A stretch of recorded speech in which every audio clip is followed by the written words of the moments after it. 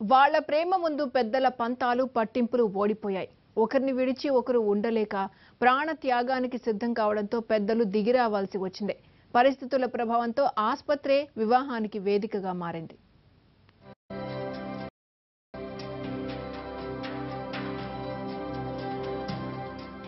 ఇలా ఆస్పత్రి బెడ్ మీదే పెళ్లి కూతురు ముస్తాబులో ఉన్న అమ్మాయి పేరు రేష్మా.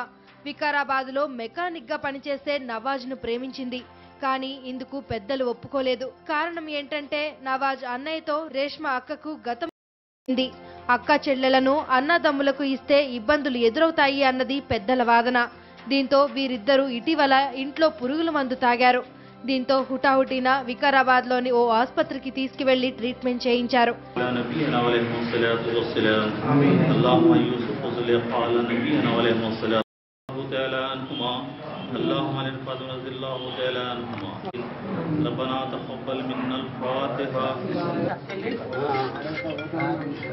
ఇద్దరు ఒకరిని విడిచి మరొకరు ఉండలేమంటూ తేల్చి చెప్పేశారు. దీంతో పెద్దలు దిగిరాక తప్పలేదు.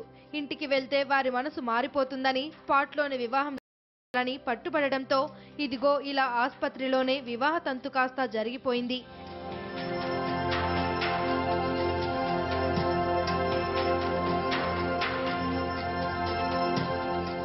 ప్రేమికులిద్దరూ స్పృహలోకి వచ్చిన తర్వాత ఆస్పత్రినే వివాహ వేదిక చేశారు. డాక్టర్లు, నర్సులు, ఆయాలు ఇరుపక్షాల పెద్దల సమక్షంలో కాజీని పిలిపించి నికా జరిపించారు. పెళ్లికి కట్న కానుకలు, మెహర్ కింద వధువుకు చెల్లింపులు, ఇలా సాంప్రదాయ తంతు అంతా ఆస్పత్రిలోనే జరిగింది.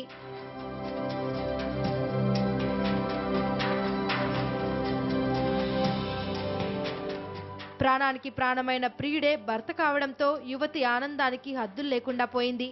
కోరుకున్న ప్రేయసే ఇల్లాలిగా రావడంతో ఉబ్బి తబ్బిబ్బులవుతున్నాడు వరుడు.